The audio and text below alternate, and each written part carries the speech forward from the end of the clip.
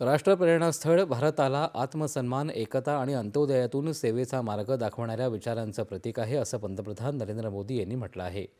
उत्तर प्रदेशात लखनौ इथं राष्ट्रप्रेरणास्थळाचं लोकार्पण झाल्यानंतर ते आज बोलत होते.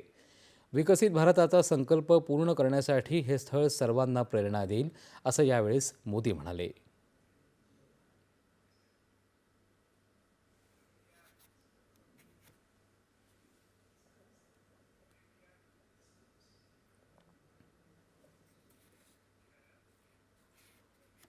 25 डिसेंबर हा दिवस भारतासाठी विशेष महत्त्वाचा दिवस असून मदन मोहन मालवीय आणि अटल बिहारी वाजपेयी या दोन भारतरत्नांची आज एकाच दिवशी जयंती असते. या दोघांनीही भारताची ओळख, एकता आणि स्वाभिमानाचा पाया रचला, असं पंतप्रधान म्हणाले.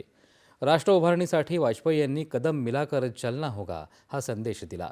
त्यातूनच प्रेरणा घेत आमचं सरकार सुशासनातून विकसित भारताचा प्रवास करत आहे, असं पंतप्रधान यावेळेस म्हणाले. सुशासन म्हणजे नेमकं काय याचा प्रत्यय येईल अशी कामं आज सरकार करत आहे.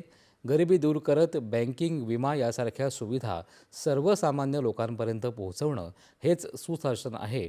आज देश आणि विशेष करून उत्तर प्रदेशची प्रगती बघून वाजपेयींना अत्यंत समाधान वाटलं असतं, असं पंतप्रधान म्हणाले. श्यामाप्रसाद मुखर्जी यांना राष्ट्राच्या अखंडतेमध्ये त्यांनी अत्यंत महत्त्वाची भूमिका बजावली होती. काश्मीरमधून कलम 370 हटवून त्यांचं स्वप्न आम्ही पूर्ण केलं, असं पंतप्रधान म्हणाले.